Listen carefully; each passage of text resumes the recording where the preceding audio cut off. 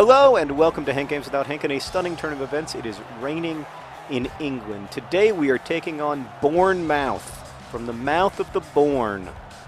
Bournemouth. God, I'm glad my team isn't named after a kind of mouth. Look at that beautiful ginger. We got Milos, aka Merrick, playing today, as well as John Green and John Green, teammates in life and in love. Today I'm going to talk about free will, specifically whether we have it. I guess also kind of what we talk about when we talk about free will. At least in the West, for lack of a better word. Well, not just in the West. In the Islamo-Judeo-Christian world. For a long time, you know, for millennia, the conversation about free will has revolved around kind of our relationship with God or with religion or with the fates.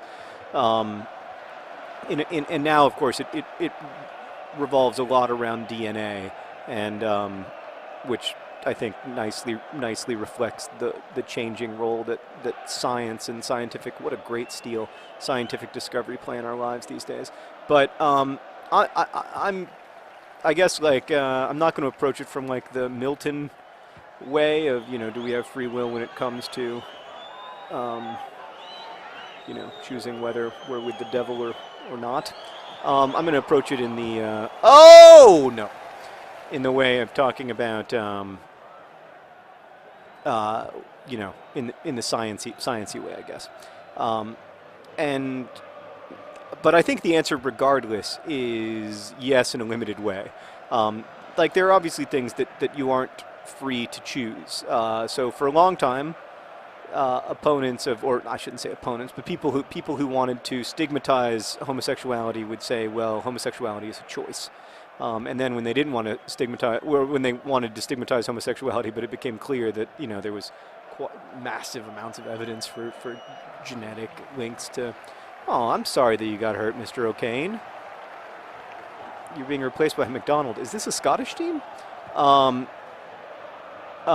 You know, but then, you know, then it was about, well, it's, you know, they're making this choice that animals make. They're making a sort of animalistic choice, you know, by like going with their mere genetics instead of overcoming those desires as the rest of us must do, which is just crap. So like if you're gay, you don't, that isn't a choice, right? Like, nor is it a choice to be straight.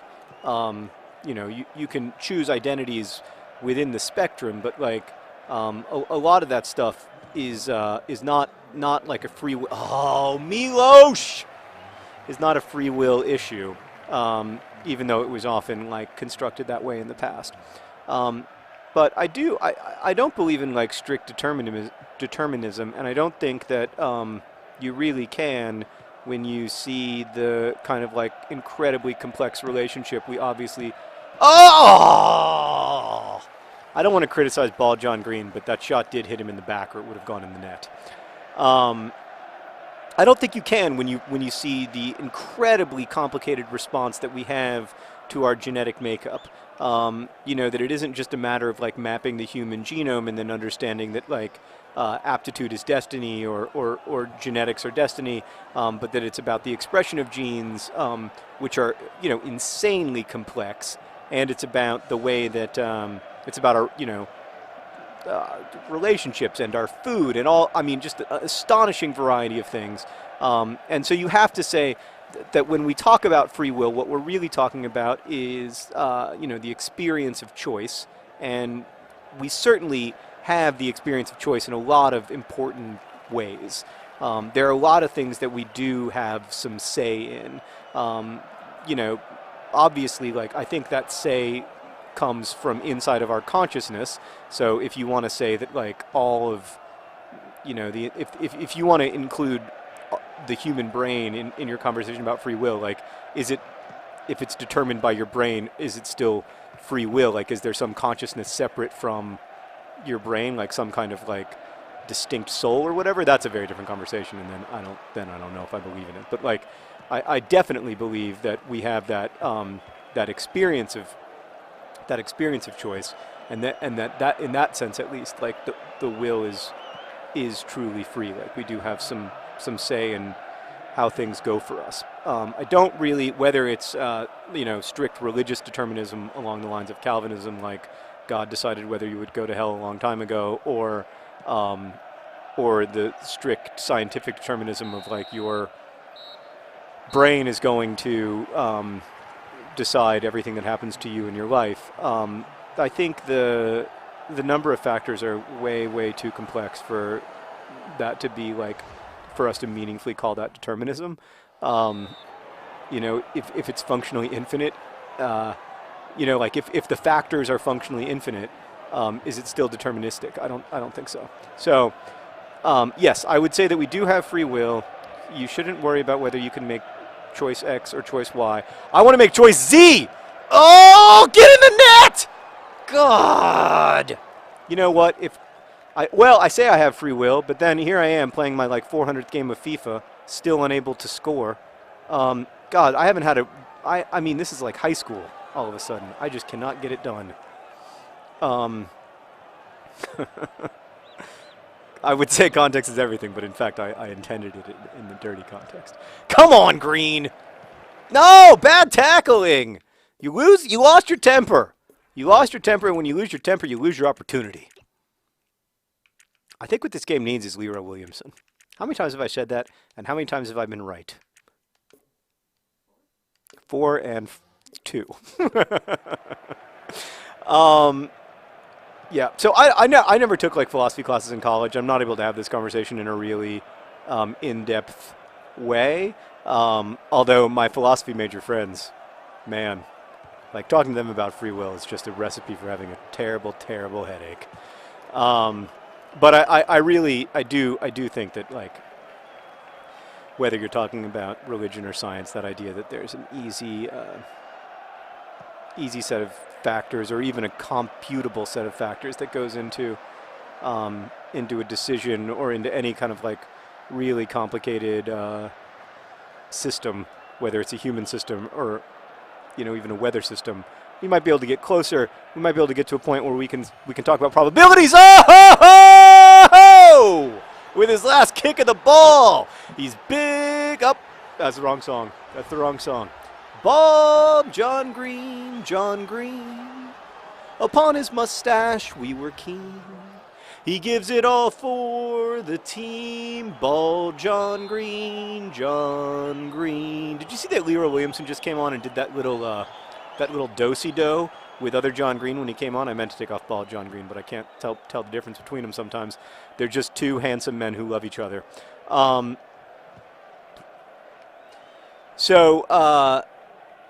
Yeah, so like for instance, take Leroy Williamson's decision to enter the TARDIS and come with me to FIFA 13. Did Leroy Williamson make that decision? I would argue, Green Eggs and Foderingham, look at his pecs. I would argue that he did make that decision. Now, you could say like, that decision was made for him because he really loves football and he was really attached to Swindon and he really loved Ball, John Green and other John Green, and like he wanted to be managed by you and all that stuff. And that's true. And those are all factors in his decision-making process. But I think it is still his decision. And I think he could have made it differently.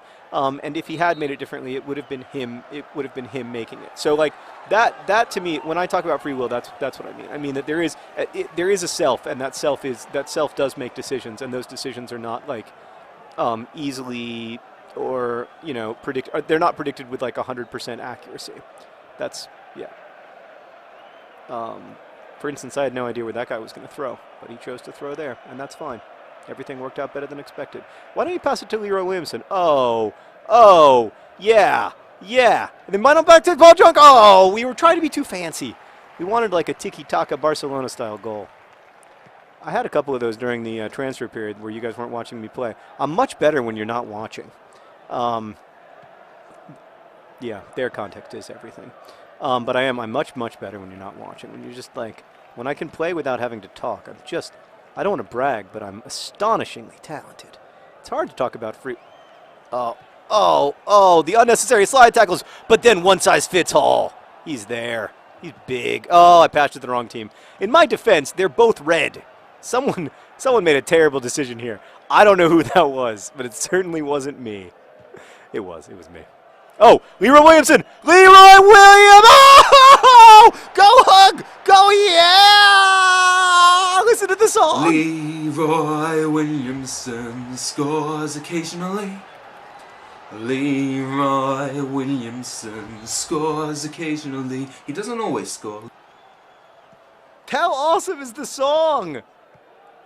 Ah! Thank you, Swoodily Chant Project, for making that song. Oh, look at this. Leroy Williamson, who does score occasionally in his personal life, also on the football pitch, who I was just talking about. I don't want to brag, but my managerial decisions this season have just been phenomenal. I was like, maybe this game needs Leroy Williamson. Bam! That game needed Leroy Williamson. The moment everything's fine. We got one size fits all in the back. Look at him having a game. Great pass out of the back. Oh, we're in the 90th minute, and it's over. The Swindon Swoodilypoopers utilize their free will to defeat the Mouth of Bourne 2-0. Thanks for watching. Best wishes.